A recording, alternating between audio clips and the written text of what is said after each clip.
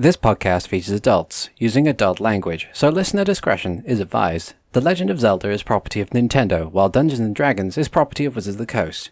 We are sponsored by neither, and this is a homebrew game played for fun by folks who are fans of both. But now, without further ado, let us continue tales of danger, determination and adventure in Hyrule Chronicles. Hello everybody, welcome to Hyrule Chronicles episode 10. We've hit double digits, which is great. Yay! Our current series number has more points than my charisma. I'm upset. This podcast is officially more charming than I am. If you add your charisma and Hikan's intelligence together, then maybe we got it. I would assume so. Anyway, with joining me today, I have playing Sho Daius, I have SteveTheSeregios. Hello there. Playing Hikan, I have Alvarance. Hello! Playing Renji Vox, son of Nihilus Vox, I have TheNetherlad. Hello. Playing Ziden Shari, I have Robo Pirate. Hi. And playing Max, I have Keastreth. Hello. Yeah, I do apologise if any of the British members of our retinue today suddenly melt in this process, especially me, because it's currently probably one of the hottest days of the year, and I'm currently recording this from a heat trap because my room used to be the attic, so all of the heat is just here where I sit at the moment. But I apologize if you can hear a fan in the background when I speak. I will sweat and die before I get. My soul shall escape my pores before I give up. I would turn the fan on in my room, but sadly, where it is at the moment, it will literally do nothing except taunt me. And it's like you could move it over here, and then it'll overpower the microphone, and then your audio will be shit. I'm like, oh, why you do this? But at least you won't die. At least you won't die. Can you hear any fan noises from my side? No. No, generally, it seems like we're all fine now. Can't all fan now, huh? I'm sorry to you, my friends from across the pond. I will stick here with my cool days and nonsensical units. Well, how about... Shut up. Oh, man. I thought this is pretty much as hot as it gets in America on average, just we don't have houses built. We have shit tons of insulation. Yeah, we have all the insulation. Insulation and air conditioning is not a standard over here. Yeah, we have the insulation because it's England, it'll never get warm. And then nature's like, pranked. And Heat wave, motherfuckers! It turns out it is actually warm. Anyway. No, today's actually a cool day, which is why I was making that comment, but yeah. Anyway, so, with that in mind, we shall continue on with this episode. I believe we've decided on who's going to be doing the recap beforehand. So whoever the election is, that's it. Yeah. All right. So last time on Hyrule Chronicles, we had made our return to Hyrule Castletown after dealing with the bandit insurrection with the currently only surviving member of that bandit retinue being, I believe his name was Bruno the Boulder Thrower. Mm-hmm. The blockhead, yes. The boulder brained. The boulder. We dropped him off. We dropped him off at the barracks, and he's gonna recompense for his mild discretions. And after that, we head back to Simeon's estate in order to check in and say hey, we've done all the jobs. Let's get paid and get more jobs, I suppose. Everyone went off and bought things and talked to NPCs around about town, including I tried to dig up a little bit more information on Max's background, which I managed to get some, which I have forgotten. Because I'm an idiot and I didn't write it down. Good news. I remember it, even though you haven't told Max yet. You remember it? Okay, good. Okay, remember for me, please. We had been informed by the Lord Larson Graves, the knight captain fellow, the chaplain of Din, I believe it was. Yep. Yes, that the culprit for young Marcus Whitestone's murder was found hung up in his own house, and that made Sho rather annoyed. And I went to go fight something because I needed to vent, and I got my arse handed to me. Yep. Like, I got destroyed. I got She OTK. tapped you with that sword. I got OTK. It's like playing Monster Hunter and going to G rank for the first time, and a fucking Panabra grazes you, and you're like, ah, fuck, and you're dead. And then, after having some good old character development, we decided to go back to Lord Simmons and await the next day, so we're recovered and whatnot to head out on our next job, which I believe is going to recover, or rather scoping out and maybe being able to recover artifacts from a old dilapidated set of church ruins, I believe, where some Hylia worshipping pilgrims are going to. They normally go there, and we're going to go there and try and do some good old archaeological research, as in stealing relics. And I believe that was everything. Yep. That's pretty much it. They hit the nail on the head good. with that whole thing. Huzzah!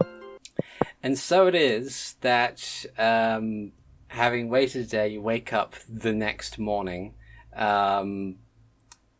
with it's fairly overcast this day, and rising from your beds, wherever they may be, whether they're on Simeon's estate or whether or not they're in the Hyrule Castle. You go about your morning rituals. Tyrina has already gotten up and headed down to get some breakfast, and is kind of sitting at the table with Simeon, who is also just kind of doing his usual thing of barely being awake while reading a book, while with a drink in hand. What are the rest of you doing this fine morning? I suppose Sho will be headed over to the estate from the castle. Okay. Renji is going to get some breakfast from the kitchen and is actually going to see if he can find Master Zelish anywhere. Okay. Just in order to ask for books on enchantment. Okay. So you head through the areas of the castle, and just outside the king's study, you find yourself. You kind of see Master Zelish, who's pacing back and forth in front of the doorway. The tall, lithe, almost skeletal individual that you know as Master Zelish, kind of pacing back and forth in his long, flowing, dark robes. And he kind of looks over to you. It doesn't say anything as you approach him just yet. Shang Tsung ass looking motherfucker. Yeah. I step closer, I bow, and I say, Grandmaster Zelish, could I have a moment of your time? Well, Master Vox, if you must, what is it exactly that you need of me? I've been told that you possess some books on enchantments and magical artifacts. I would be interested in perusing those, if that's possible. I suppose, considering your station and relation, I believe it would be agreeable. What exactly kinds of enchantment or incantations are you looking for? To be fair, I'm looking for things that may protect oneself, and, if at all possible, hide oneself from detection. Very well. Wait here. And he, effectively just glides off down the hallway, leaving you in front of the door of the king's study. It's fairly quiet, especially at this point in the morning. You don't see many of the servants going back and forth. You just see the regular retinue of royal guards, resplendent in their armor, standing by the wall, to attention at all times, hand firmly gripped on the pikes that they wield. And after a few moments of time, Zelish comes back and he presents you with 2 leather-bound tomes, one of which being basic knowledge and theory on abjuration magic, and the other one being on things such as hiding oneself from detection, or illusory magic as well, to hide yourself in a area of like the immediate area from people's normal senses or additional senses. So that's abjuration and some sort of illusion magic book? Yes. Okay. So I look over the tomes, I gracefully accept them, and I say, "Thank you, Grandmaster Zelish, that is very kind of you." And I bow and wait for him to dismiss me. He bows his head slightly in kind of a respectful sort of thing. It's only a very light bow. He says, Naturally. "Really well. It's interesting that you have had some interest in the subject, but I will not inquire any further. You may keep the books for as long as you need, as long as you return them to me, preferably soon." Of course, my Grandmaster Zelish. And he puts them in the bag of holding. Very well. Good. You are dismissed. Renji nods and leaves the room, and then just heads to the kitchen, gets some breakfast. Yeah.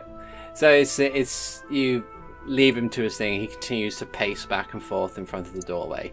And as you head into the kitchen, you see the hustle and bustle of the chorus of chefs, being led by Master Chef Samson, with this, who has the same gusto and energy and fire that he usually has, as he's pointing to his underlings to get the breakfast just right. God damn it! And and you can see Where's the lamb sauce? And you can see that there's the piles of food all placed in different areas and being prepared to be brought out onto the grand dining hall for breakfast that morning. Okay. Meanwhile, what is everybody else doing? I'm enjoying my walk. Are you heading straight to Simeon's estate, or are you just wandering around the castle grounds, or... No, I'm heading straight there. Okay, so you head straight there that morning. You find that with the threat of rain that is presented with the overcast, not many people have decided to come out that morning. Even then, it's still fairly early, so there isn't many individuals wandering around the streets of Hyrule Castletown that day. You see the guards being posted as usual, doing their usual wandering around. Make a perception check, actually. Okie doke. Wham.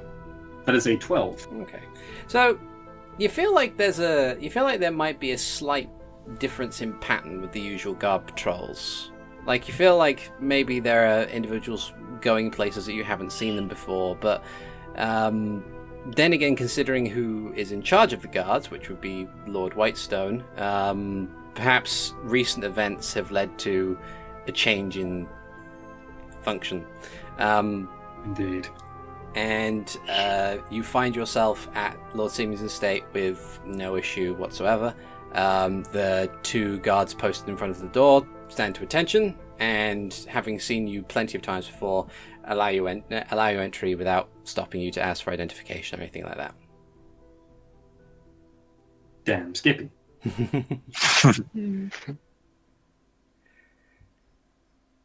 Okay, and I'm guessing the rest of you are either still in bed or have already woken up and gone down for food, or what are you doing? Max will be at breakfast, still reading that book on dragons he found, Okay. while he nibbles on some toast. Ziden probably would have been doing something for however long and then gone to join Max when he got up for breakfast. Okay. After doing his morning kata as per his norm, Hikan is probably walking to breakfast at this time. Okay. So you traipse in from, I'm going to say in from the back garden, where it's not a massive backyard sort of deal, but it's still spacious enough for you to do your proper exercise without potentially knocking things off shelves or off of walls.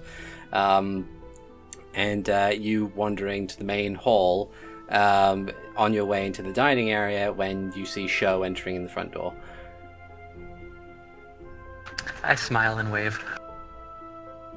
Sho bows. He's not like, angry. He's probably just a bit like, he's not angry as he was yesterday. He's just, sorry you had to see that, pretty much. He just quietly moves over to the table, sits down, and has a respectable breakfast. It's okay. It happens to all of us sometimes. Quite. As you sit down, Tyrina just kind of gives a brief wave as she continues to eat, and Simeon just lowers his book briefly and tiredly gazes over all of you and says, "So, are you heading towards the ruins this morning?" At that moment, Renji walks in. As soon as Renji oh, there he is. Yeah, I guess we are. Sorry for being late. I had some errands. That's perfectly fine. That is I perfectly suppose fine. this is in reference of our next job. Oh yes, absolutely. I wasn't here when he gave the briefing, so... Right, okay. I kind of nod slightly and says, yes,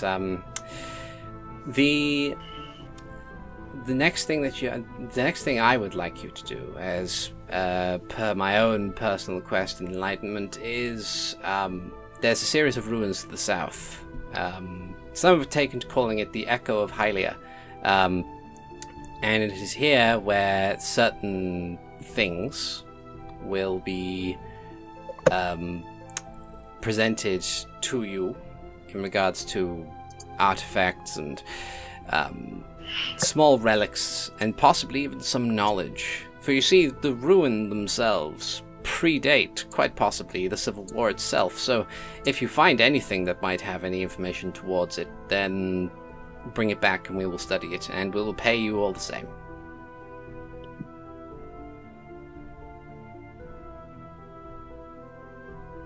Seems fair enough. Question. Yes? Were people buried at this church? I can only assume so. So what's the difference between finding this archaeological information and grave robbing? Well, I wasn't exactly wanting you to do any grave digging, as it were. We're just picking up things we can find. Yes, yes. Oh, Tapestries that might have fallen off of walls, or books that might still be in some readable condition, pictures or other forms of symbology, that sort of thing. Bring that back. Anything that you believe would be worthwhile studying, then we will gladly take it and study it. okay. And as said before, by this point in time I believe that the pilgrims of Hylia that usually head down that way in order to perform their annual pilgrimage would have reached that point by now, so when you get there you may find other individuals who may or may not be willing to help, though do be kind when you do arrive. It is only fair. It is a site of worship for them, so you wouldn't want to disturb anything for them, truthfully. Might end up being a diplomatic issue if we do. Well, possibly, though. There's a simple solution there. Don't tread on anyone's toes. Indeed. Yes. But I have big feet. Which means that people tread on your toes more often than not. Poor child's too drunk to notice half of the time. That is correct. I should have thought about that. Come on, everyone eats up. We'll be on our way shortly. So, yeah. So, you eat through breakfast, still filling and delicious as it always is. And Tyrina just, as she finishes, Tyrina puts down the cutlery, stands up, dusts herself off, and says, "I'm gonna go and grab my stuff. I'll meet you guys outside," and heads off upstairs.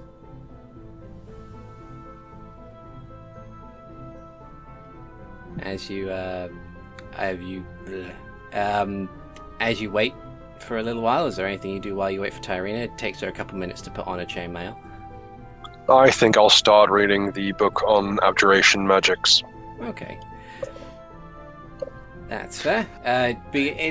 Sadly, it's not something that's it's not something that's meant as an introductory guide, sadly. It seems that most of Zelish's books may have been the advanced stuff, like the assume you have read this stuff before sort of thing. Right. So as you kind of read through it, it makes reference to different theories and incantations or methods that aren't immediately privy to you, though I will allow you to have an intelligence check, or an arcana check more accurately, to see if you can, how much of it you can discern. Fair enough. For Renji, that is exactly the same. So here we go, and that is, if roll 20 works, a 22, a natural 20. Nice, natural 20. You should have been a wizard. I'm a what? Haha! Sorry, I should have been a what? Oh dear. So you kind of read through it, and eventually you read different aspects of it where you kind of fill in the gaps yourself. You find that, oh, this makes reference to this, so this must mean that this means this, and after, just as Tyrina comes back down, like clattering with her chainmail and like resting her axe on her shoulders, you kind of begin to get some kind of flow with it. And Tyrina looks to you all and says, so, ready to go? Anything we need to buy before we leave, or are we just going to head straight there? It's not too far of a journey. I'd say we'll be fine with all the provisions that we have so far. Very well. Did we need horses or carts, or...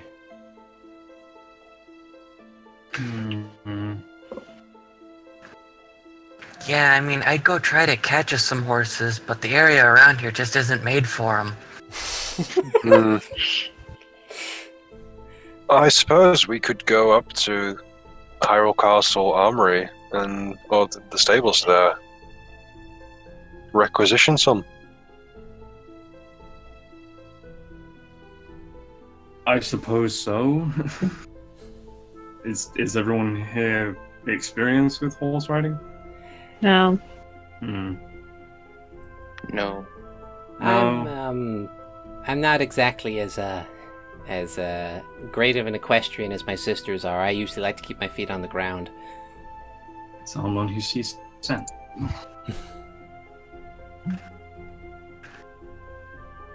I'd much prefer to walk, but Well, would increase us. I mean, if she kind of begins walking out the door as she says this, like trying to start a walking conversation, she says, well, it doesn't necessarily mean that we all have to ride an individual horse. What if we were to get like a horse and cart of some kind? I suppose we could try and find a stagecoach. What if there's a stagecoach heading that way? That's about... See if we can catch a ride. It'd be Ye wise old to hitchhiking. would be wise to at least give it a try. Can see why not. Okay. Wait, when did Simeon say that the pilgrims were headed out? Were they already on their way? They're already, according to Simeon, they're already there. All right, okay. We couldn't just Yeah. go with that. All right, fine, sure. I guess let's head to the Southgate stables. Okay. It's in the south, right? Yeah. Yes. Okay. So as you head down that way, you pass through the commercial district, which by this point in the morning is remarkably busy. Most of which being the vendors who have their own stands out in the street, as opposed to their own shop building, as it were. And you see various different people immediately going past and looking to sell their wares to early people, even as they're still setting up. Like they're halfway through getting a sign up, and someone walks past too closely, and they're like, "Oh, do you want some? Do you want some bread? Ah, gone." Right, and then just gets back to tying up the sign. As you continue to make your way to the south, you see just inside the gate, you see a small building with a variety of, like a very open front to it, and you recognize the building as being a basic kind of horse and carriage sort of stable place. And you see two individuals standing next to this building. They're both guards. One's fairly stout and rotund, and the other one is tall and lanky. And wait a minute, you recognize these individuals as being Paulie and Tony from the previous encounter that you might have had. Yeah, boy! It's the greatest guards. It's you guys! Oh, it's you! Oi, Tony, it's them! Hey, hey, it's you! Hello, what's up? It's us. It is you, yes. It is indeed us, yes. It's odd to see you in daylight, I think. Oh, that's because we're usually nocturnal guardsmen individual.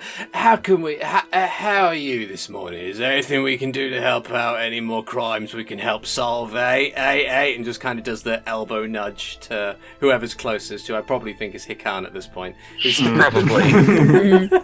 I was about to say, if it was me, he's losing that hand. You mean the elbow?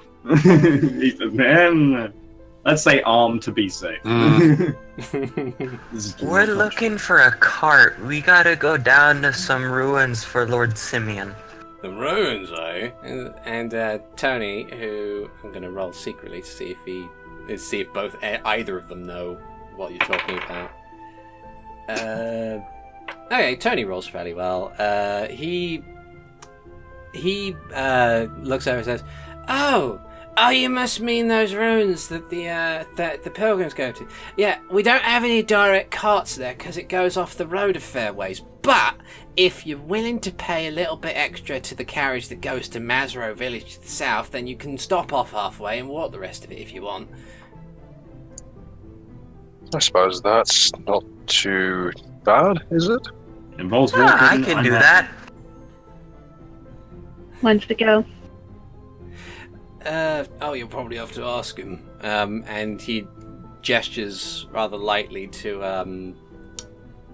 a fairly kind of rugged-looking man who's sitting on a stool nearby, just kind of easing the day away. No one's come to talk to him yet, so he's just kind of waiting.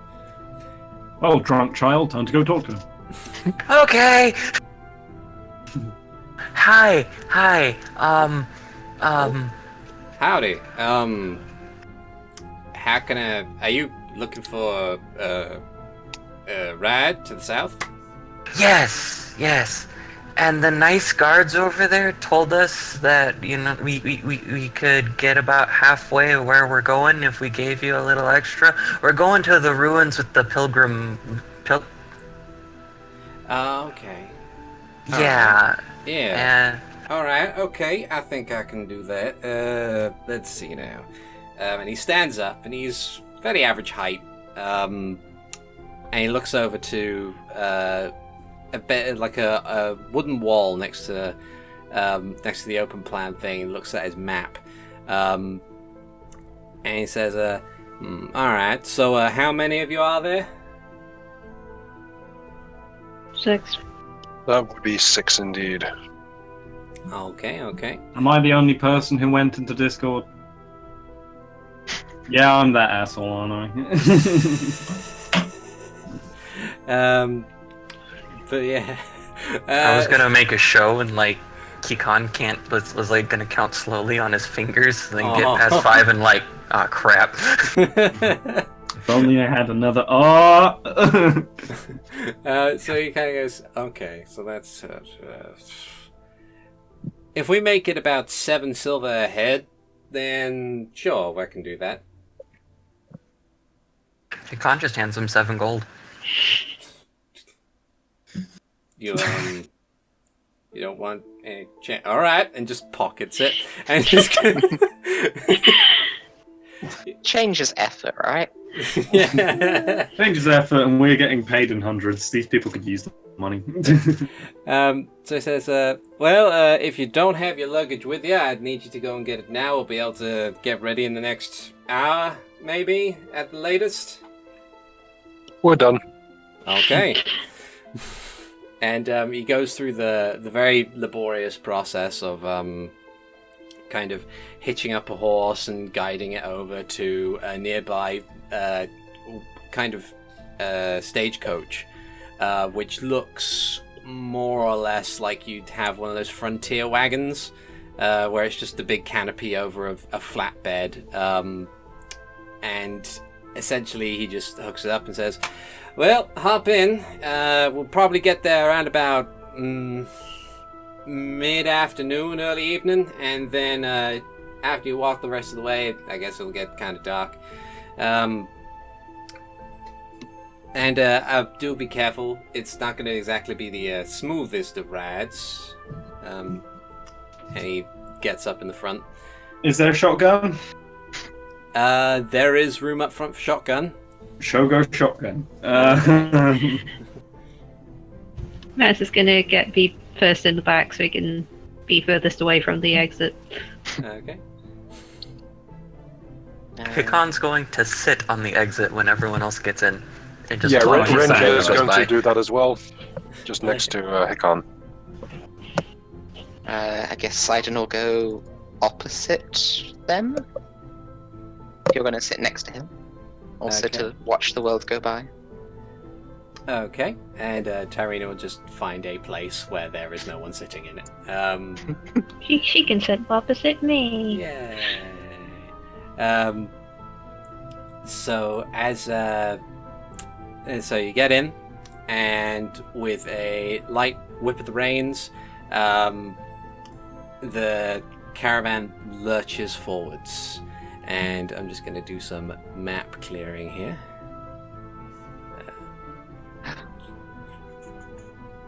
The fog of war clears slightly. We learn.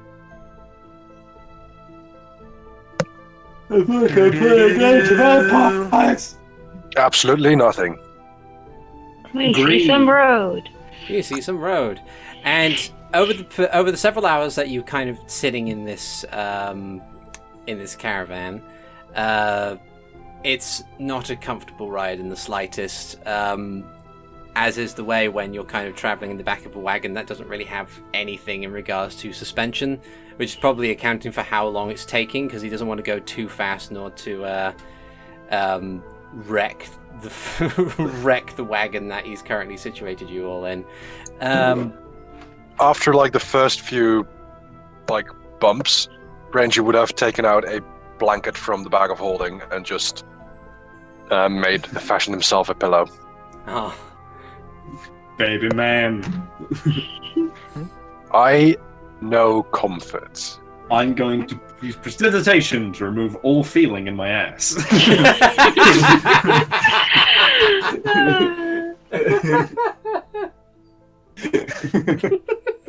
Somehow, I don't think that's appropriate.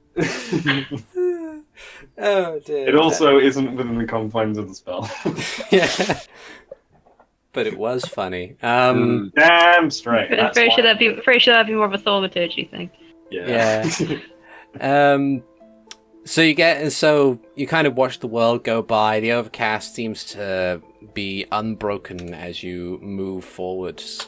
You can see different individuals going past, either on horseback or on foot, in both directions, heading either towards Mazro or heading back towards Hyrule Castle Town. The plains themselves seem verdant and pleasant in this sunlight, with the occasional tree here or there. As you're riding forth, I want everybody who can currently see outside to make a perception check. All right, there we go. Guess I can sit back for this one. A 12. That's an 18 for me. Oh no, Ziden's distracted. You got a natural 1. Oh, Stand, ladybug! Ah, shit! fuck yeah. Wait, I think I know that ladybug. He owes me money. Don't show me money! Hey, get back here! Yo, Vidal, Ladybug, you owe me $50. Shit. Anyway, Hey, never catch me! so the only one who really notices it is Renji. Renji, as you're kind of like sitting and staring out the back, your eyes turn skyward briefly, and you see a shape in the sky, and you think, "Oh, it's a bird." But then you kind of clock onto the fact that said bird is quite a distance away, and yet still fairly sizable. Seems to be heading west. Ah! Helmarok King! Whenever I Big Bird Zelda, there's one So thing. heading Helmarok. west, coming from the east. Then, Yes. all right. Is it holding a maiden? Do I notice anything beyond the apparent size? It seems to be too far away to make out core details. Other than the fact that from now that you kind of look focus on it, you believe that this bird must be gargantuan in size. But it seems to be paying no mind to whatever wanders the surface world at this point, and just continues flying on. I just nudge Hikan and Ziden, and I just say, "Hey, look over there," and I point out the bird. I shall look up at the giant bird. Can I identify it? Yeah. Now that the three of you notice it, feel free to make a nature roll. Natural Oh 20. god, here we go. Oh, very well done. Nat 20! In that case, Oh, the nat 20s. Crit fail, come on. it's a 21 for me. Oh, That's wow. it. So that's 23, natural 20, 23, natural 20, 18, and then natural 20, 20, not natural, unnatural 21. But you're all kind of like collectively remember there being some form of stories about a bird known as the Helmarok King. With basically a being with this wingspan of about 120 feet. It's a boat that flies. It is basically the size of a galleon, and it just is immense. Immense. And they're known for either naturally or unnaturally managing to develop some kind of metallic mask on their face. Normally, they seem to be some kind of subspecies of the Kargarok, which is basically the same thing except without the mask. All normal Helmaroks. Yeah. Helmaroks are just, this, it's curious to see something like that. Usually they dwell in mountainous areas, but for this one, as from what you can see, it's kind of like the way you're facing, it's heading towards more or less the northwestern area of Hyrule Field. Seems far away from its regular habitat.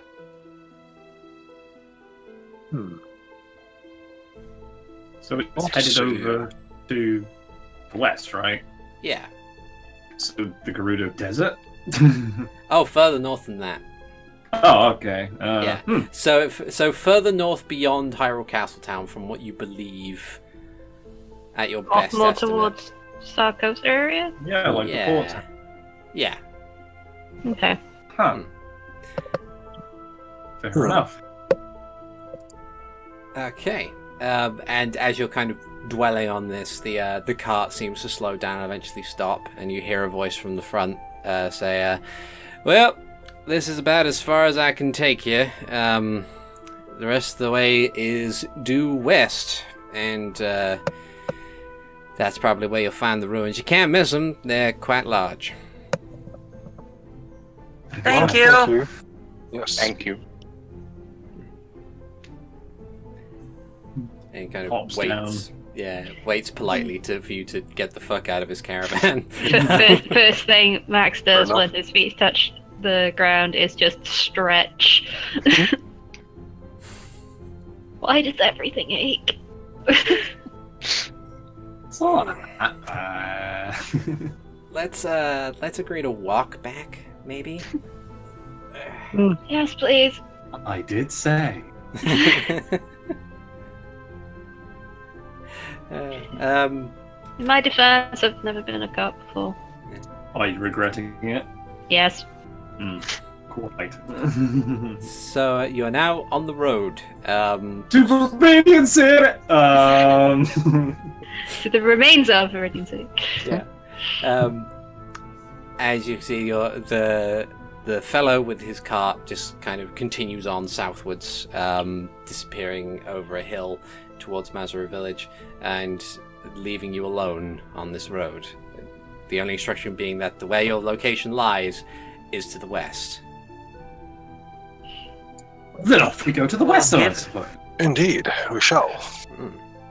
Given that our monk has Wanderer, he will lead the way and just start walking west.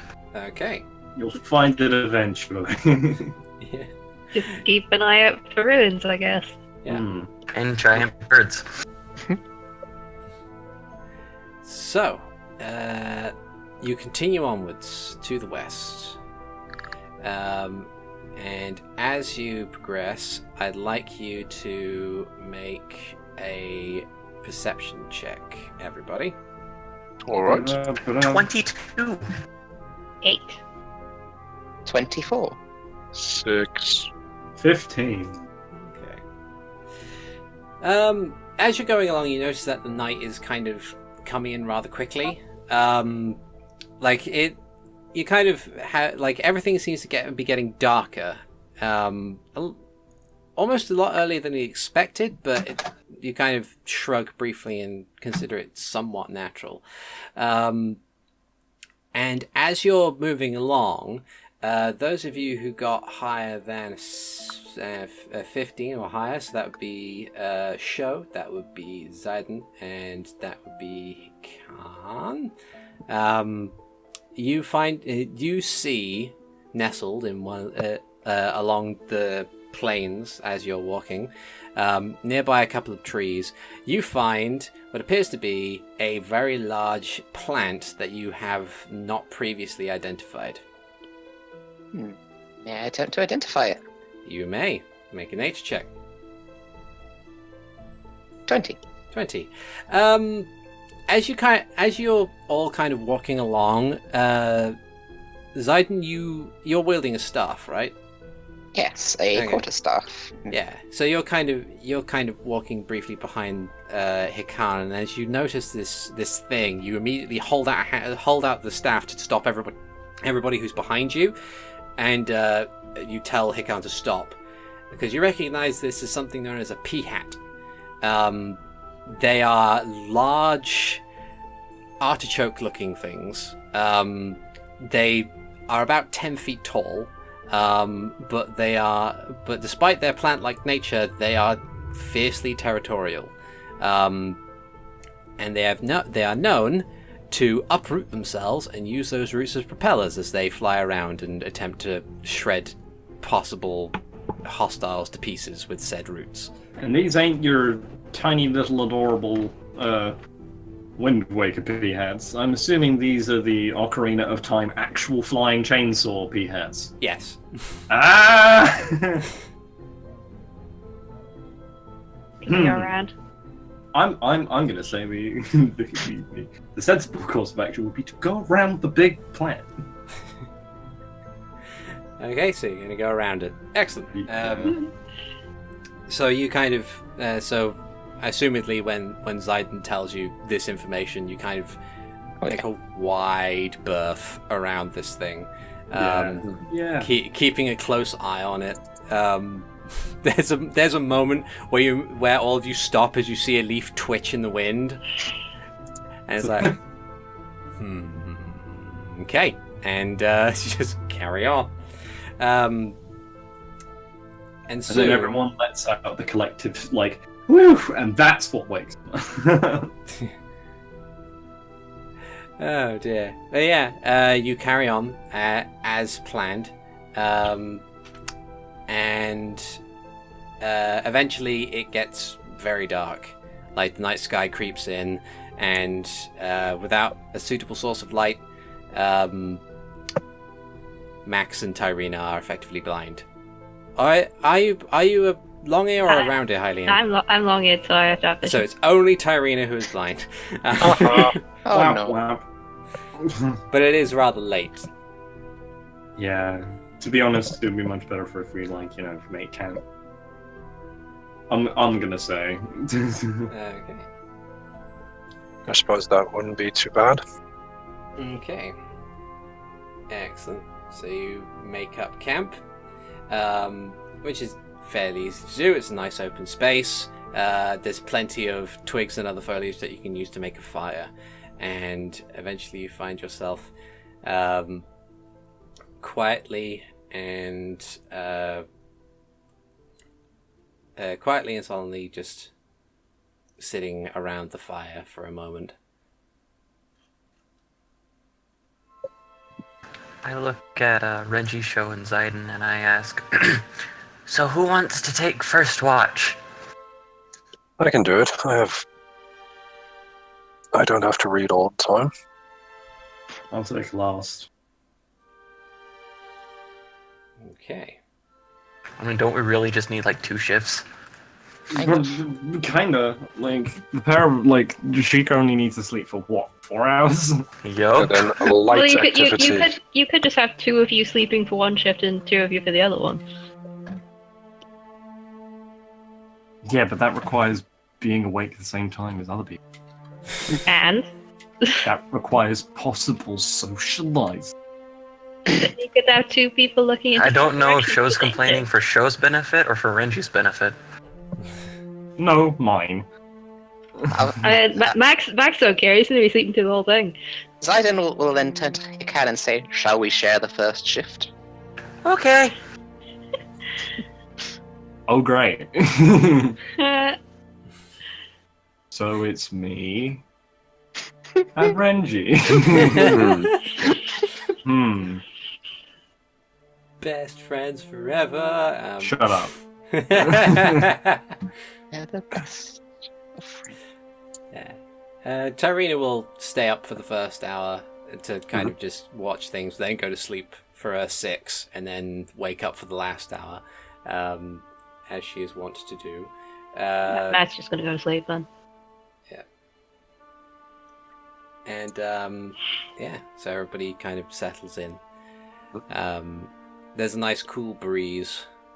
Oh, Ziden, did you want to make berries for everybody again? Before I sleep, certainly. Okay. I typically will expend the rest of my spell slots to prepare a large bag of berries. So you go through making all these good berries that are suitable for the next day, Assuming nothing happens in my shift, then I'll have 60 good berries. So you kind of sit and wait. Can you combine And- them to make best berries? Phenomenal, but maximum overberry. Shinberry. Senzu berries! Oh no. Wink. So, as you're sitting and watching, you hear like the light rustle of the leaves and the trees, and the low crackle of the fire. Unless you've turned out the fire completely, so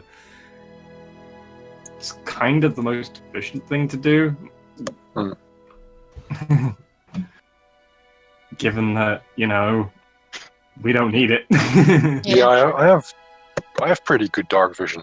What season is it?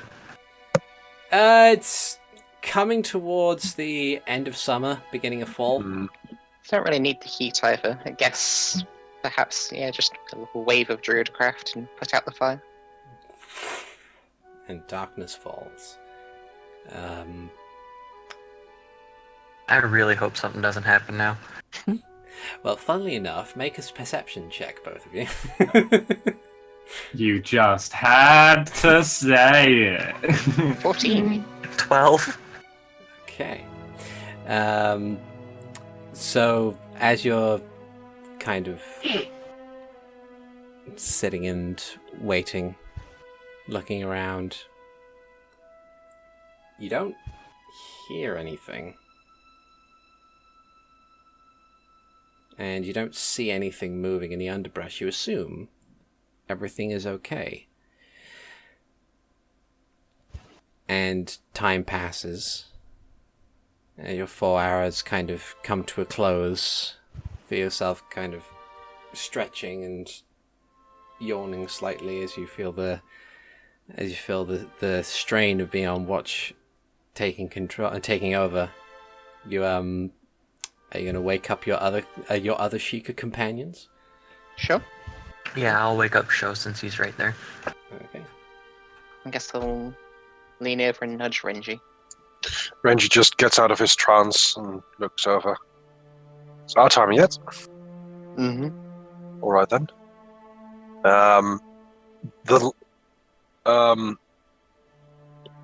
The fire is out at the moment, right? Yes, currently. Okay, then Ziden might see Renji's pupils are now not round, but square. Ooh. Oh dear. We're just gonna stare at that for a bit. Because he so far hasn't actually seen Renji, dissolve any of the enemies. Yeah, you've seen Renji capable of magical things, but you don't know he's explicitly a warlock or what specific pact he is. He's just kind of magical, in as far as you know. Magical! It's the power of the magic. Quite. That's concerning, at least. Sorry, Oh, you're staring. your eyes look quite peculiar. Oh, yes. Well, it's something my magic does. I can see better in the dark, even for Sheikah standards. It's nothing worrisome. Don't worry. So, it's all fine.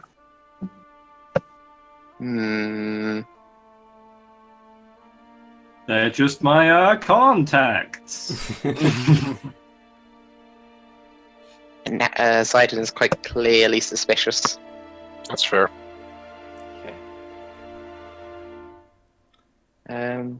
You'll nod for now. Hmm? Do you wish to have the fire on? No, doesn't bother me. Alright then. What about you, Sho? Would you like the fire? No thank you. Okay. Good night. Good night. Sleep well. Ziden will actually stay in this position now, suspicious of Renji, forming a barricade between him and Max. Okay. Ooh. Okay. Oof. Dad Nice. sense, activate. Renji looks over at Sho and says, how about you take north and west, I take east and south. There. And I turn to face the darkness. I face the other darkness. It's not as if it's exclusive to yourself, buddy. No, the darkness is all around, you can share. Plenty of darkness for everybody. You share your dark. You don't stay. You share. Here's the real question. Does it stare back? I think you have to make Does the concessions after darkness that. say, ooh? Make a wisdom save. Nah, I'm kidding. Okay. So as you're kind of sitting there and watching. But much like before, you sense you feel the wind, the cool breeze brushing over, playing with the leaves on the trees. With no firelight, you can only see the barest of silhouettes of things like birds or bats flying in the sky. And I'd like both of you to make a perception check. All right. That's a 13 for me. 14 for myself. Okay. Because of his extended night vision, I'm gonna let. I would have let Renji have advantage on this, but the other roll was a 12. Yes. It's only slightly worse. Yeah. So, as you're kind of sitting and waiting and looking over, you don't hear any sounds or see any shapes that would ultimately lead you to have suspicions. Seems fairly peaceful as the hours pass. And then it's only about 2 hours into your shift when something makes itself known. And stepping out from behind, from out of the underbrush, you see this form, this hunched down, fur-covered form, just pour its way out of the underbrush. This with snarling teeth and ragged fur. This wolf just makes itself known and just takes a step or two toward the camp. Renji stands up.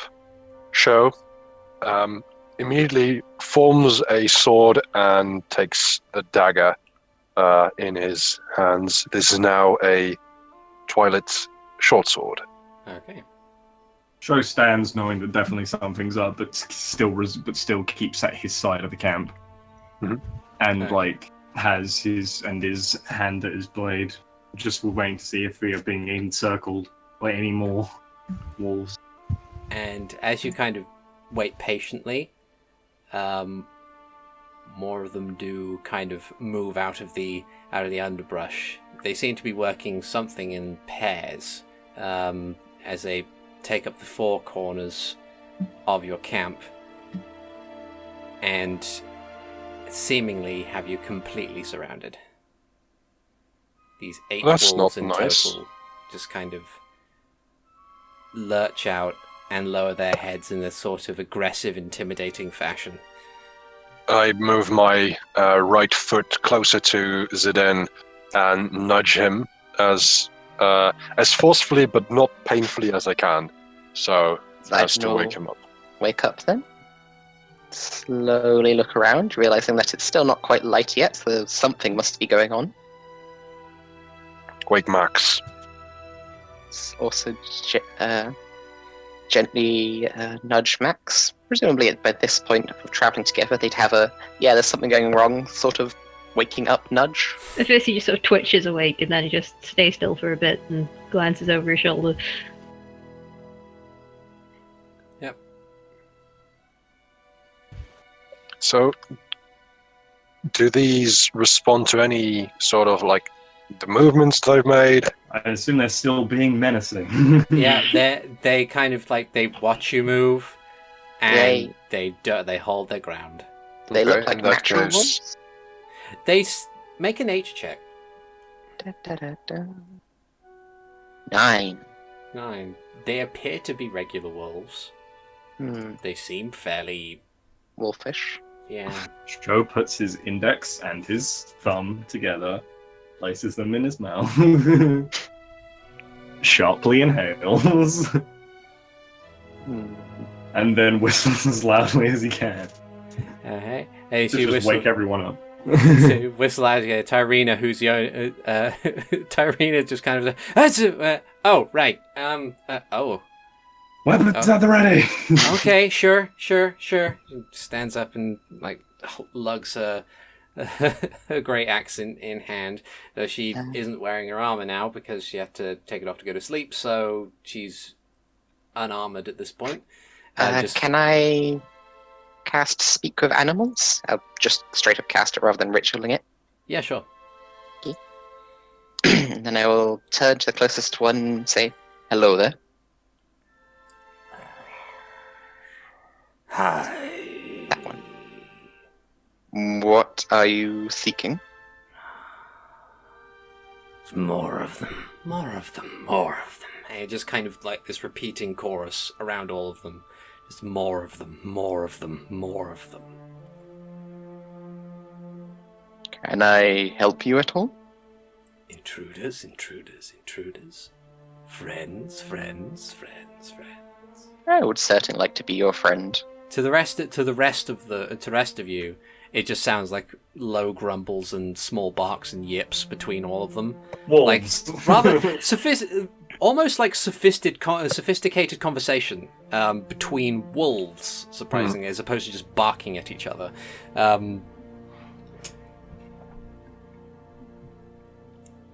And at Ziden say, "Oh, we can certainly be friends." And there's a pause, and one goes, "Hungry." I'll get out my good berry sack. It's full of all the nutrition anyone could need. Ziden, Mm. I do not wish to stoke the flames, but it would not seem that diplomacy is working. Make an insight check, Ziden, since you're having this conversation with the wolves. 22. It's not the berries that they're interested in, man. Oh. Guess I'll have to go the other route. Sighs unhappily. He's like, why do I have to keep killing animals? This sucks. I guess. Are they hungry? Hungry for meat. Hikan pulls out 8 of his rations. Hikan. Do they look interested in his rations? Make an insight check. I think they're probably more interested in the body connected to said rations. 22 again. I know these wolves. I know them well. 22 again. They don't seem to be paying much mind to the rations as they're brought out. I'm going to cast a spell. Wait, before you...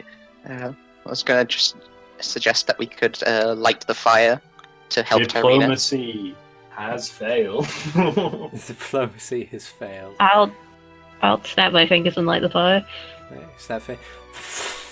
There's the fire goes on, and like statues, they just continue to gaze upon you.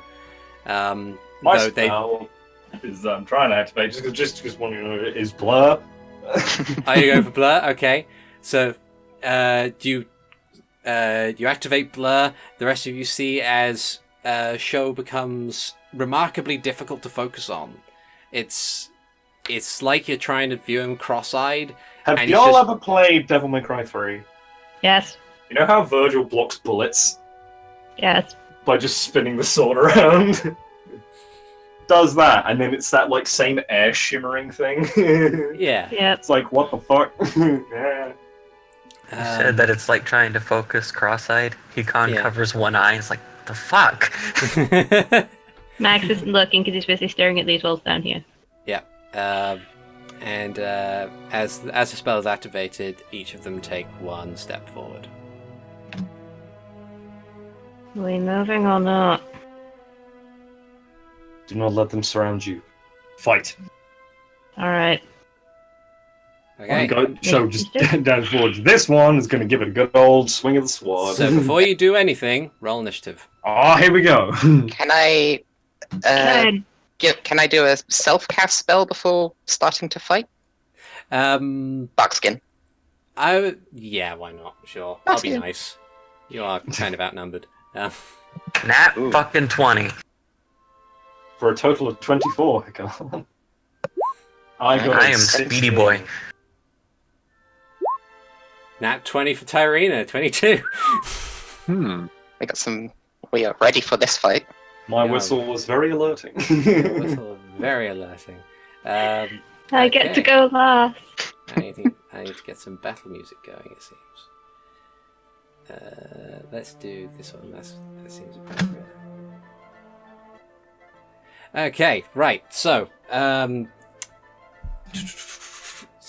I've closed the initiative tracker. There we go. I don't know why I clicked the X on that one. So the first up is Hikan. As the call is made to get straight into battle, you are now presented with possible targets. Okay, this is easy enough. Ready I'm going to doggos. flank this one Okay, and then hit him with my quarterstaff. nice. Bonk. 17 to hit. That is a hit. And For you 9. deal 9 damage. You circle around. Loose leaves and foliage around you just blowing away in the wind with your speed of your movement, and you swing around and smack the thing in the back of the head with the quarterstaff. It whimpers and yelps at the strike, but doesn't seem to be killed by it. Alright, and then in response to that, I'm going to use my flurry of blows Pow. to do two. So Okay, there's one so- unarmed Okay, strike so for what 7. happened is that in the 2 possible rolls that this advantage could have got, both of them were crits. Both of them were crit for a total of 7 bludgeoning damage, which is 5 more than you needed, as you kind of just follow up the strike with a downward palm strike to the base of the wolf's skull, and it just topples to the floor, and just a heap of fur and dead wolf. Good thing there's one right next to you where you can smack as well. And I will go ahead and smack that one. Okay. That one's an 11 since I'm not flanking. 11. Sadly, that is not enough. As you kind of wheel around, the other wolf hops backwards to avoid the strike and just bares its teeth at you. No longer in the statuesque state, it just becomes more akin to a feral, angry beast.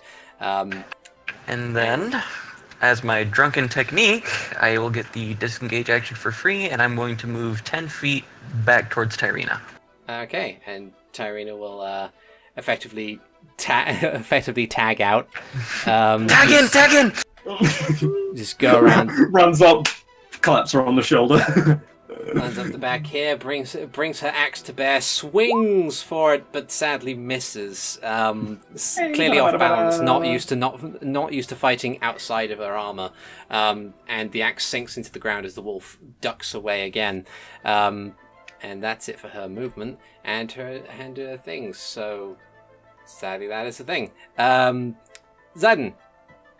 We'll probably go for Protect Max by going for these ones. Okay.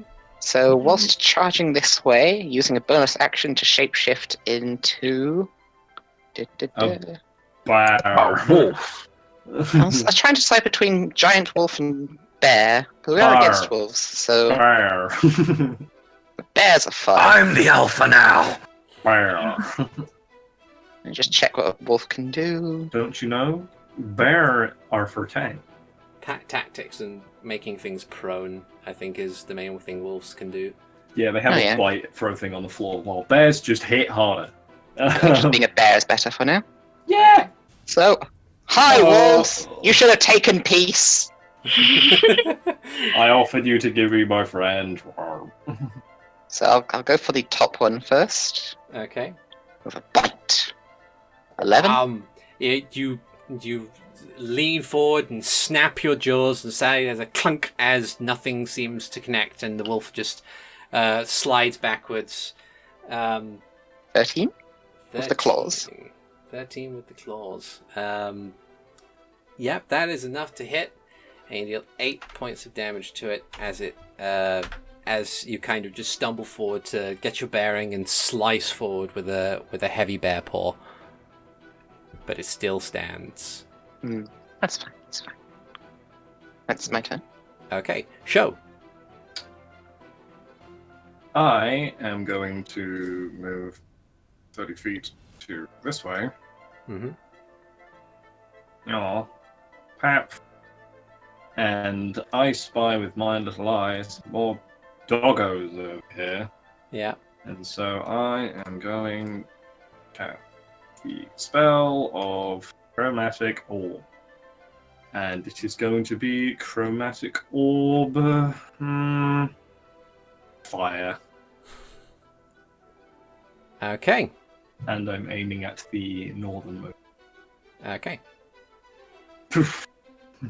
So there's a small explosion of flame as it lands on something, but as the wolf kind of pads around the small pillar of smoke that's created from the attack, it seems that your attack has only narrowly missed it. There's evidence of singed fur, but nothing that seems to indicate damage, in a sense.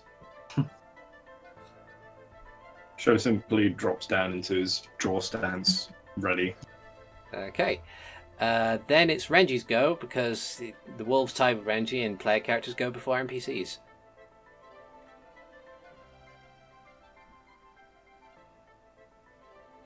Rip, I think you're muted, NetherlAd. I thought the wolves were first, but okay. No, I said you both got 11, and I usually have player characters go before NPCs in a tie. Fair enough. Renji holding two weapons now, his Twilight Short Sword and the Shadow Dagger that is also pulsing with these flecks of Twilight energy, is going to rush forward to the nearest wolf, is going to attack with the Short Sword first. Okay. That's a 13. That is a 13, and you do manage to strike it for 7 damage as the blade stabs into it and takes out a chunk of fur and muscle, and it yelps in surprise and pain, but still manages to keep onto its feet. Oh, actually, that should have been a 15, actually, but... Okay, that's fine. And then the Shadow Dagger to come down to... That's a 13 as well. Okay. And So- that's 6 slashing damage. 6 slashing damage. Excellent. So you kind of... you cut the hole in it, and then you bring down the dagger into right into its skull, and it's just... And the weight of it just kind of snags onto the blade briefly before it slides out and falls to the ground. Slain. And I turn to my attention towards the other wolf next to this one, holding out the two blades, both dripping with the blood of its companion. Friend. Excellent. I guess that's everything on your turn, because you use your bonus action to use your Shadow Dagger. So, Indeed. it's the wolves' go. We'll go up with Tyrina first. It's going to bite against Tyrina. Only rolling a 7 to hit, sadly, but also apparently not having any damage. What? Okay. So rolls a 7 is not enough to actually hit the thing, or hit its quarry, as it were. And thus, yeah, there we go. And just as Tyrina ducks out the way of the gnashing jaws, the two that are in range of the bear, they're gonna get advantage because of their pack tactics as they work together. So the wounded one is going to retaliate first. So that's a 15 or 21 to hit your AC. Yep, that's... So that's 7 piercing damage as it latches onto you and tries to pull you to the ground with its weight. I'd like you to make a strength saving throw. Come on, bear. You're made of bear muscles. Strong bear. Fire. Remember correctly. It's just going to be this. 23. 23. Okay, so this thing's not heavy enough to pull you to the ground. The other one is going to attempt to do the same thing. Well, yeah, I think he's it's a bear. 17 versus AC. Yep. Yep, so that's another 6 piercing damage as another wolf bites into you and likes to make another strength saving throw.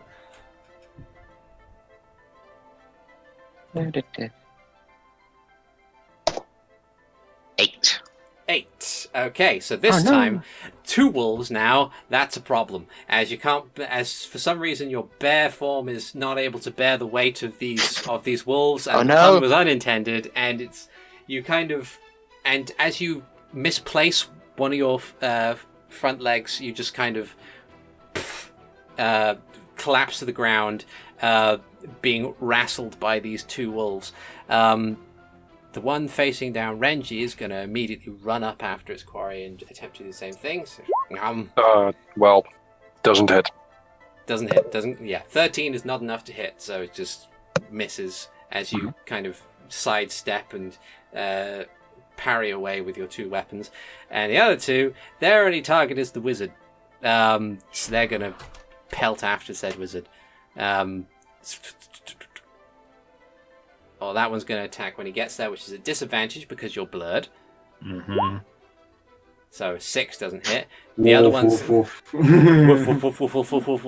the other one's going to come up and is going to attack you normally because it has pack tactics to nullify the disadvantage.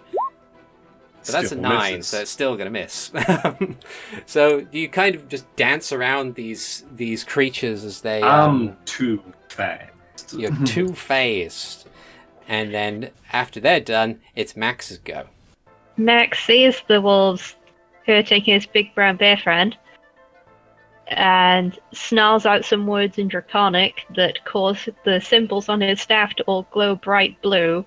Oh shit. He bites part of it, draws out the energy, moves in, oh no, and casts Dragon Breath. Ah! Wow, that was terrible damage. That is terrible damage. There's 1, a 2, and a 3 on 3d6. Yeah. Yikes. But also, I'm using a careful spell, so I spend a sorcery point to not hurt my big bear friend. Okay, so essentially that means that the bear automatically passes it. Yep. So Ziden, you only take 3, and then the wolves need to do their own thing. So Dex save first. It's a 9, so that's a fail. They take 6 damage. We'll say that's the injured wolf. And then the other one gets an 11, so they take 6 damage. So you obliterate one in a furious storm of lightning and rage as the other one yelps in surprise as it's overwhelmed by lightning, but not taken down, sadly, and manages to remain where it is. And then top of the round. And also, I was going to move down here to help threaten this with Renji. Okay. I feel like this lonely wolf down here is going to be dealt with. Yeah, you got this. Yeah. So, Hikan. Seeing that the bear is getting pretty fucked up, I'm don't going. Don't worry about me. This is like bonus HP. It's. He's good. Yeah, I mean, alright, if you're good. Oh yeah. See. They'll They'll have to take all this HP and then all this HP again. Yeah.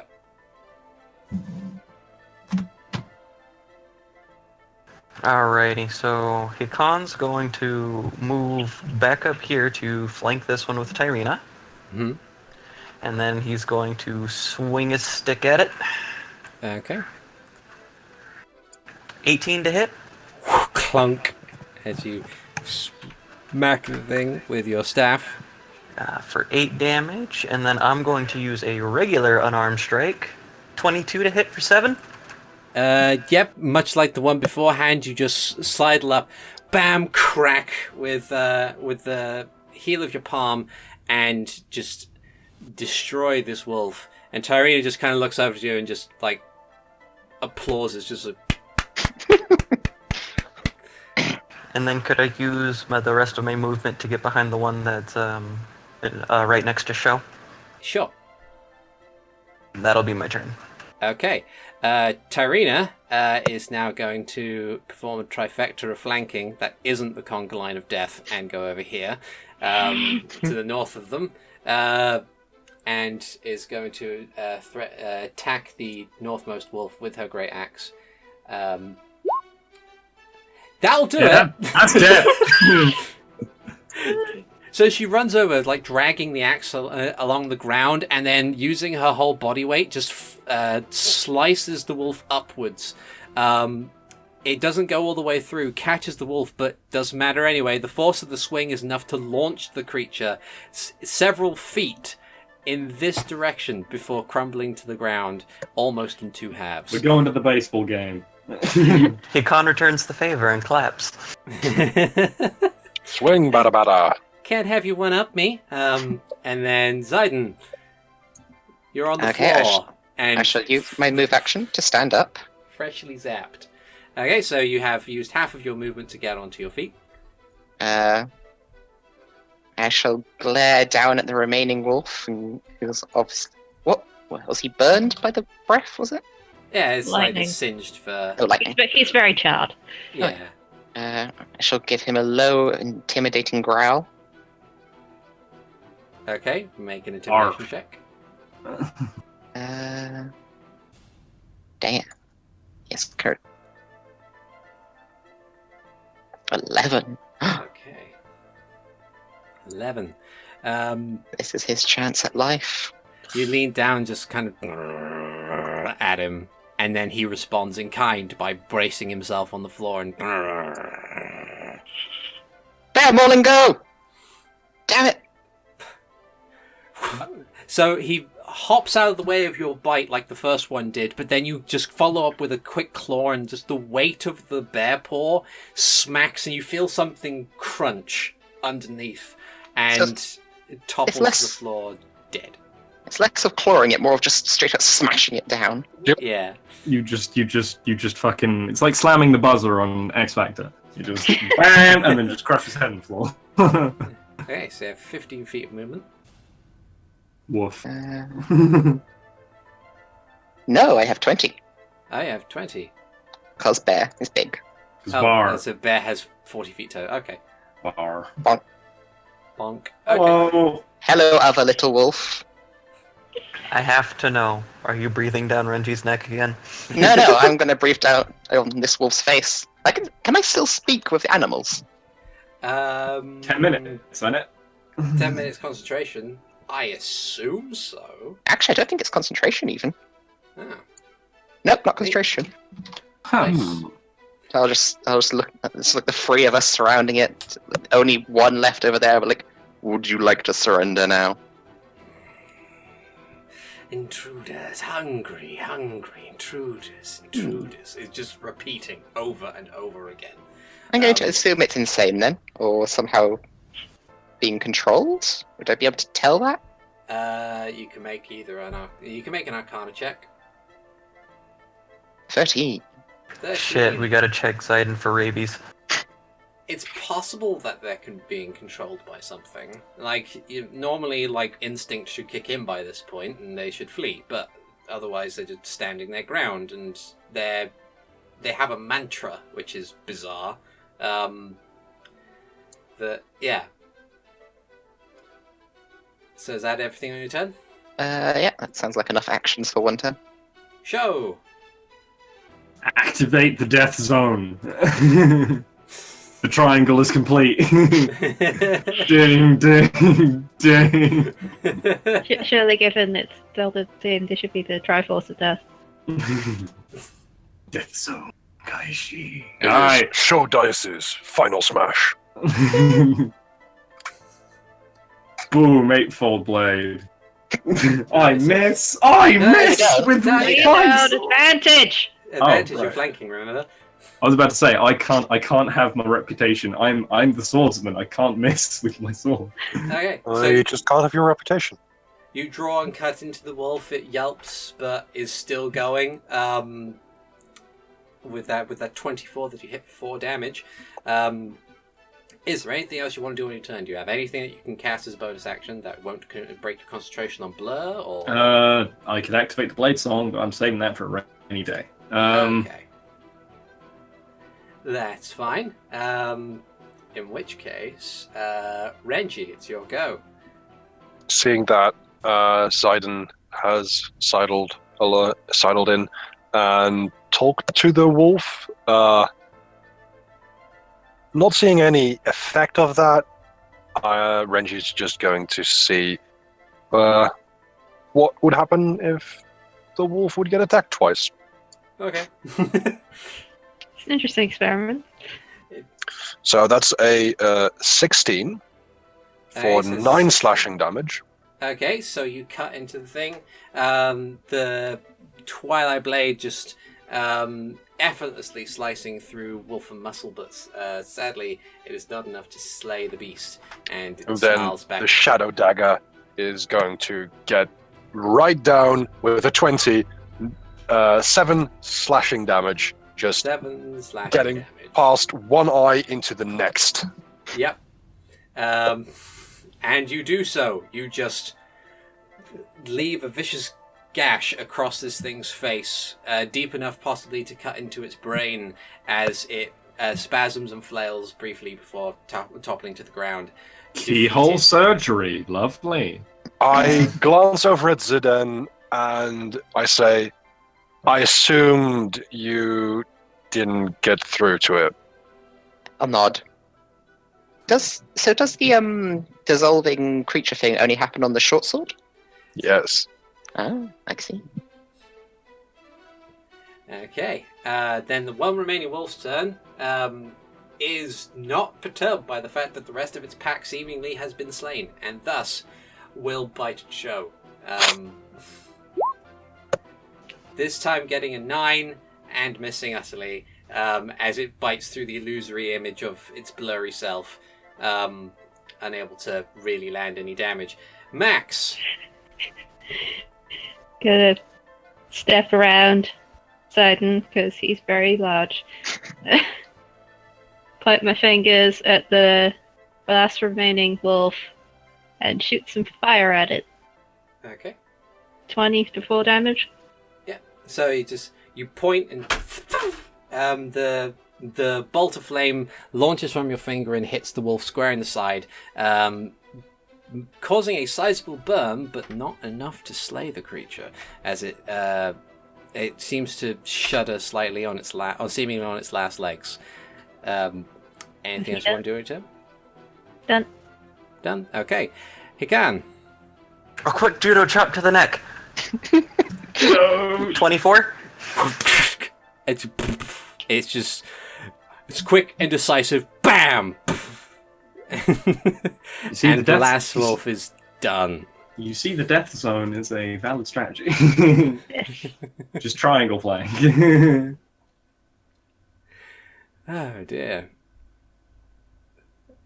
And your camp remains quiet, and the only sound being the low breeze playing with the leaves on the trees and the crackling of the fire. Renji's going to let his weapon disappear. Ziden will sniff around the walls, see if they smell like wrong in some way. Okay, make I would say survival ordinarily, but this is more like of a druid aspect, so make a nature check if you can. Do I get advantage because it relies on perception of the nose? Since you're a bear, then yes. That was Dark nature, bar. you said? Yes. 20. 20. Okay. So you kind of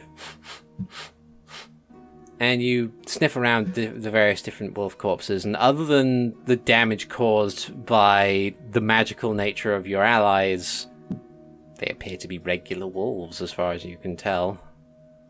Okay. I'll also just take one quick look around the area to make sure we actually are alone before he'll shapeshift back. Okay, so make a perception check. I too everybody will else make can a do the perception same. check. Yeah. 13. Also 13. 19. Okay. Looking around. Also a 19 for me. 23. Okay. Come on, Looking Tyrina, around. get a 23. Hikan, Renji, and Sho looking around. Mhm. Appears to be that you are being left alone, at least for now.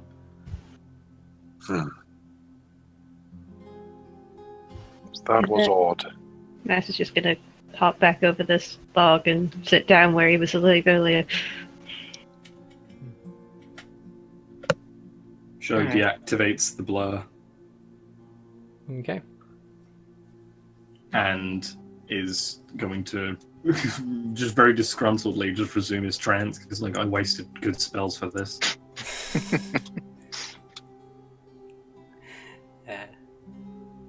So you kind of all sit down and resume your trancing and stuff. Tyrina, having basically just kind of sits and says, "Well, I haven't used any spells, so I guess I can stay up for an extra hour, I suppose." Welcome to do so. Give me about half an hour and I can help you take a look around. Sure. And I'm gonna meditate to regain that key point. Okay. I will have all key points. I have all key points at all times. You will not take my key points away from me. So yeah, you kind of meditate for half an hour if you can, just centering yourself, finding your focus, and as you open your eyes, I'd like you to make a perception check. 8! 8. Okay, so you kind of look around and you see the rest of your companions. Seems fairly normal. You find some dead wolves. Who left these wolves here? Who? I'm angry. Hmm. You've angered me. Did we finish our long rest for that, or I assume? I'd say if you spent like an extra couple of hours because of the disturbance, then we would finish to regain the benefits of a long rest. Okay, sure. So that include Max? Yeah. Okay. Mm. And Can get my spell back. as you kind of sit and wait out the remaining couple of hours, I'd like everybody to make a perception check. I was just going to think, just before Ziden will settle back into sleep, he'll go around each of the wolves, druid crafting them so they don't smell of dead animal, basically. Okay. So that's a 23 for Renji. Max is 19.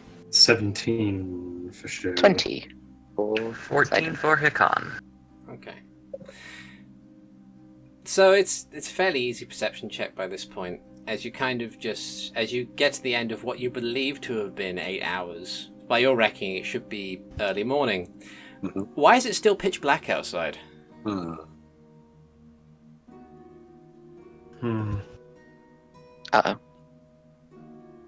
Would, Is the moon up? What was your perception check? You got a 17. Yeah, you see the moon. It's kind of big. Does it have a face? It doesn't have a face. No. Okay, good. It kind of lies towards the west, and it's a full moon. Okay. And the so more it you should be stare at set. it, the more you focus on it, you realize it's not going anywhere. I believe we have a bit of a problem. Sho picks up a stone off the ground and throws it up in the air. Does it stop? You pick up a stone, throw it up in the air. It like hits the peak of its arc and then tumbles back onto the ground. Okay, well at least time isn't frozen. is this something Ziden would recognize from where he's been? Make a nature check. What the? Oh, goddamn. My connection to the server has been interrupted. No! Yeah, I got there as well, just refreshed. Alright, give me a sec. Okay. Although I'm still getting the music. Huh. It might have cached the music and. I believe it does that, yes. Although now I've refreshed, I can't hear it. Interesting. I wonder what happens if I refresh. Because this happened before. A while ago, a friend of mine was playing a game which we had dynamic lighting, and he couldn't see the dynamic lighting until I refreshed my screen. Yeah, How that was weird. convenient. That was weird. I think I can hear the music, actually. Okay. Or the ambient noise. Yeah. Yeah, there it is. Sweet. Nature. That works. 14. Okay. I just now need to wait for for everything to load back up. There we go. 14. You don't believe this to be some kind of normal happenstance. You've known moon cycles to go on for longer than necessary. Sometimes there's druidic festivals brought around about it. But at this instance, like at this time of year, in this part of Hyrule, not likely. This seems bizarre to you. At this time of year, at this time of day, localized entirely within Hyrule Field. Zidon Can I see it? No. Zidon will turn and say then, this is not natural. Thanks for stating the obvious. Could be. I know of strange places.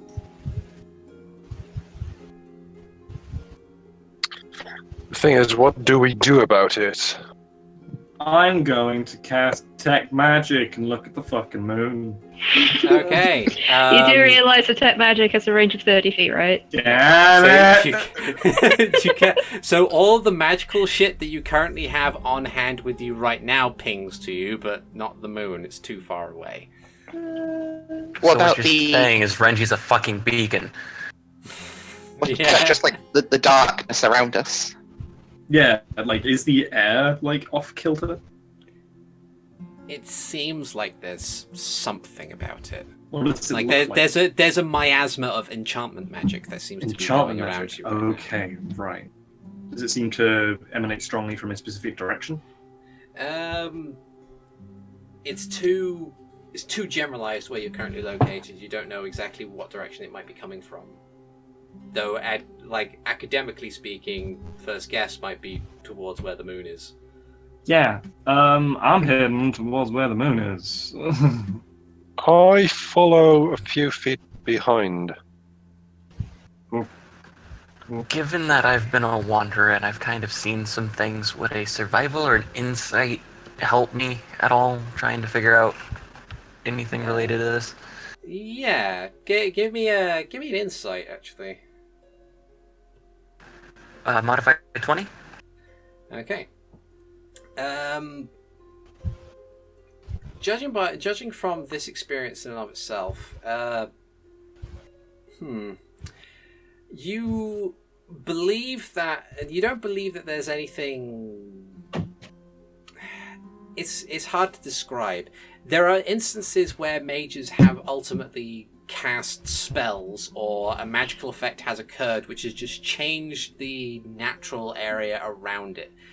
Sometimes this is mainly for tactical advantages, like a forced state of night would mean that stealth operations would be much easier to deal with, or perhaps like the daylight spell is like a smaller version of that, as it were. Changing the weather can be paltry to some magic users, but this feels different somehow. Like you feel like this isn't, strictly speaking, just about making it dark forever. This might have something more to it. So something akin to, say, like the Lost Woods, or what the heck is the thing I was thinking of? Death Mountain from the original Legend of Zelda, Kind where of. you had to do like the puzzle things in order to. Yeah. Yes and no.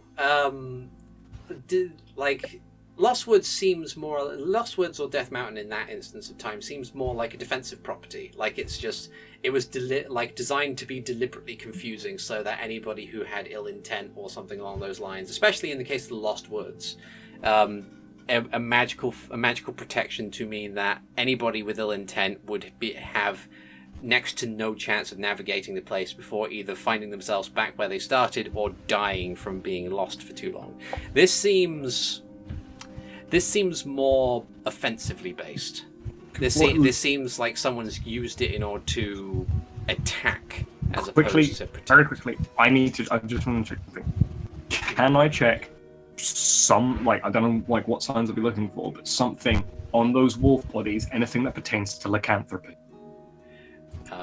Make an Arcana check. Adding +6, that is 15.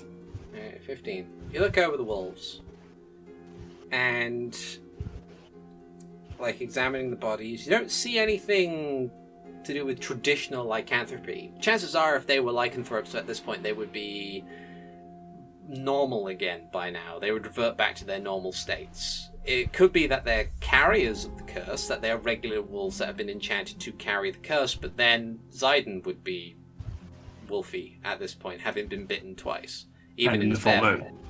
And in a full moon. But it is possible that something to do with this thing has control over this specific type of beast. Maybe. That's your best conclusion.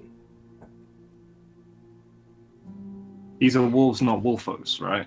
These are wolves, not wolfos. Wolfos are the size of small cars. They're Yeah, they're big. huge. They're dire wolves. They're bear wolves. They're wolf bears. They're big. So are you guys like do it like? Wait, is this before question. or during your adventure? Yes.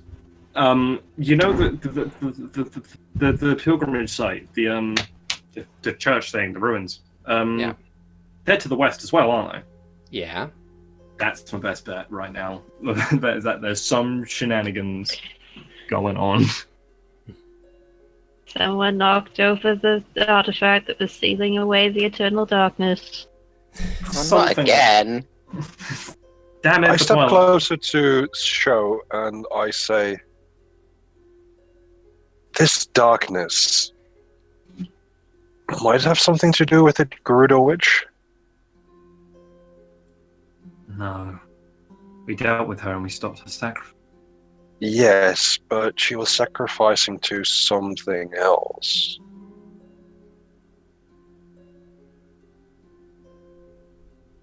Are you guys trying to keep the conversation secret? Not particularly. Not Just really. like I'm- quiet, because it's still What words. Gerudo witch? Well, then wouldn't it be to the thingy that she was serving, not her? My point exactly, Hikan. Thank you. Max, we encountered a follower of some strange power a while back, before we met the two of you.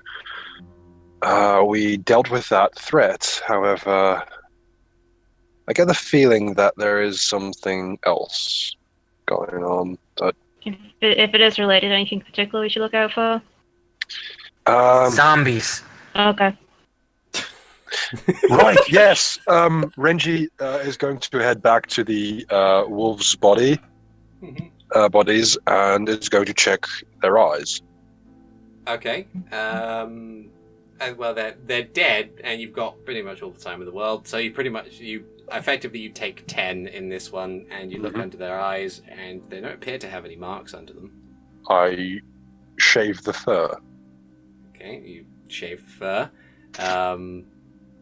and you take 10. You do so carefully. No marks on the skin beneath the fur. All right, that might be a dead end. Sorry about that.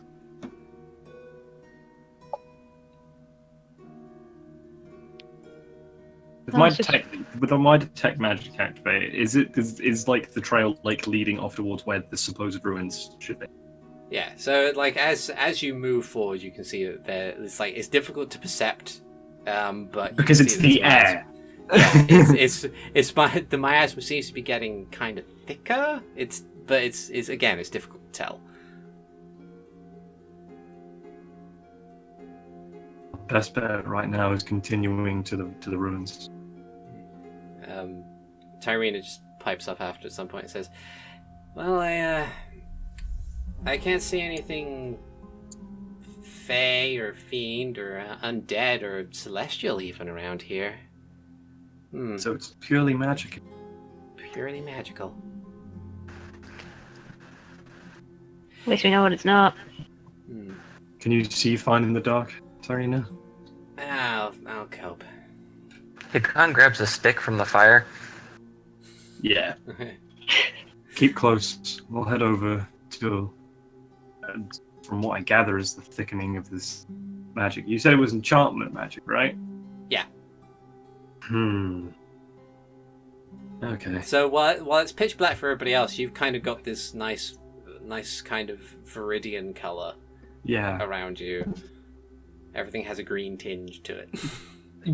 Why always imagining detect magic looking like is the Heibai in Avatar: The Last Airbender. When not the Heibai, the episode with the Heibai, what the mercenary lady sniffer hound thing. The way that its scent vision traces, there's just coloured lines of gas in the air. That's how I always imagine detect magic, and I imagine that the air right now is just a very thick cloud of green, and I'm just trying to head to where it's the thickest. Yeah. Keep moving in the place where it becomes harder to see. Because I kind of like animated spellbook's description of detect magic, where it basically describes it as being detective mode in Batman Arkham games. Yeah. Yeah. And things just like have a patch color on it depending on what the magic. But yeah, so you move forward. You go past trees and over small hills, and eventually you get to a small rise. And looking down, you can see it's dark, but not so dark that you can't see anything. You see through very bare illumination. You see what appears to be a small village, or at least what was once a small village. Now there's several buildings that are crumbling beyond repair, all except one. The church, the most prominent building in the village, appears to be on the map. This is the site of the ruins that we're looking at, correct? Yep. This would be the Echo of Hylia. And the church, which seems to be in fairly decent condition compared to everything else, sits beneath a orb of porcelain white which glows very faintly, which appears much bigger than it was once you were camping. Okay, so that wasn't the moon. That's no moon. Oh shit, is that Ozarus around? Your father may have not been a proficient warrior, but he was a brilliant scientist. And while it's not exactly the longest session that we've done, if we continue on from here, it will go on forever. So I'm going to say we'll call it for now, and we'll leave it on that cliffhanger, and then we'll continue next time. Quite literally a Dragon Ball Z ending as the Powerball is in the air. Yeah. So in the meantime, I have been ArticulateT, the GM, and joining me, I have had Sho Daius, being played by SteveTheSeregios. Bye. I have had Hikan CO, being played by Alvarance. Have a good day. I have had Renji Vox, son of Nihilus Vox, being played by TheNetherlad, not Vox. Sleep well. I have had Ziden Shari, being played by RoboPirate. Farewell to you all. And I have had Max, being played by Keastreth. Bye. Thank you for joining us once again. Take care. Bye-bye. You have been listening to Hyrule Chronicles, a tale in the world of Legend of Zelda using 5th edition Dungeons & Dragons. I have been the GM, ArticulateT. Thank you very much for joining us. If you enjoyed it, feel free to leave a comment and share this link with everybody that you can possibly find who might enjoy Zelda or Dungeons & Dragons, or both, or neither, if you want to. If you want to be up to date on these uploads, feel free to follow me at ArticulateT on Twitter, and I'm also on YouTube under the same name. But in the meantime, thank you very much for joining us, and I hope to see you next time. Take care.